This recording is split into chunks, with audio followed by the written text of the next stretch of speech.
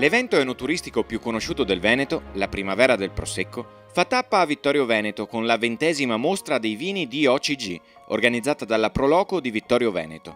Dal 31 maggio al 9 giugno, per 2 fine settimana, l'area del Marco Polo Sporting Center sarà animata da uno stand enogastronomico, presso il quale si potranno degustare le eccellenze vitivinicole del nostro territorio. Quest'anno un'ottima affluenza, un'ottima partecipazione da parte delle cantine, abbiamo oltre 30 cantine con 60 tipi di vino, 51 di questi hanno gareggiato come miglior vino di OCG della mostra.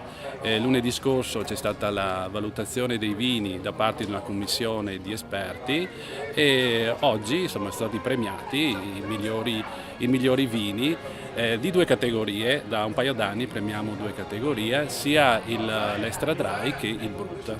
Quest'anno abbiamo scelto una collaborazione nuova, siamo qui ospiti al Marco Polo Sporting Center, il posto è bellissimo, ci sono dei prati molto belli, molto invitanti, il panorama è stupendo e siamo ospiti della 36esima Festa del Pesce dell'Unione Polisportiva Dilettantistica di Costa.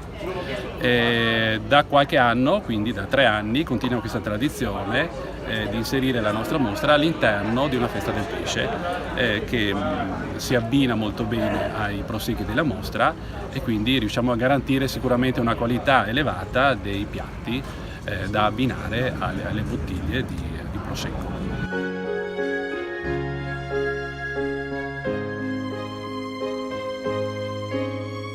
Presente all'inaugurazione della 20ª mostra dei vini di OCG anche il neoeletto sindaco di Vittorio Veneto, Antonio Miatto, in una delle sue prime uscite pubbliche. Si presenta un prodotto che è fondamentale per molta parte della nostra popolazione che vive di agricoltura e fortunatamente ha la possibilità di farlo.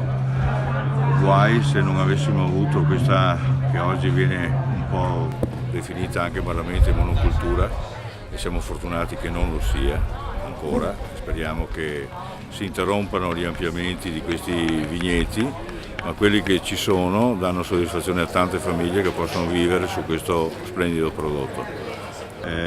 Quindi volentieri partecipo oggi a questa manifestazione, parteciperò a altre di questa tipologia perché so che sono frequenti e il mio appoggio sarà sempre costante, forte e morigerato.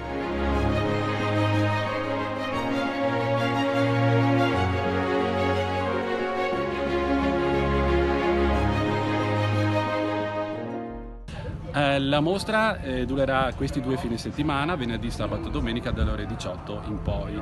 Durante la manifestazione ci saranno degli spettacoli di intrattenimento, ci sarà una passeggiata naturalistica ad opera del Lucky Cansiglio dal titolo Colline Fiorite. Partiranno alle 3 per una passeggiata all'interno delle nostre colline e l'arrivo qui in mostra. In conclusione della manifestazione, il 9 di giugno, ci sarà un grande evento che è Rive Divine, giunto quest'anno alla 5ª edizione. È una passeggiata con degustazioni enogastronomiche all'interno del territorio vittoriese.